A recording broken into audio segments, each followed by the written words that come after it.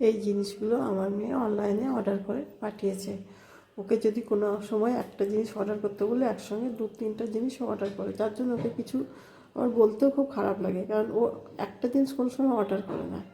তা আমি ওকে 3-4টে জিনিসের অর্ডার করতে বলেছিলাম, তো ও আমাকে পাঠিয়েছে আশীর্বাদ আটা, আছে চাল, চকলেট, বিস্কুট, টমেটো, আলু, মটরশুঁটি, ফুলকপি, লবণ, কাজু, পেস্তা, কিশমিশ, ড্রাই ফ্রুটস, এদিকে আছে বিস্কুট, মুখে মাখার ক্রিম, আছে লিপস্টিক, সার্ফ এক্সেল আছে, ঘর মোছার জন্য আছে লাইজল, বাথরুম ক্লিনার করার জন্য আছে 3 রকমের জিনিস।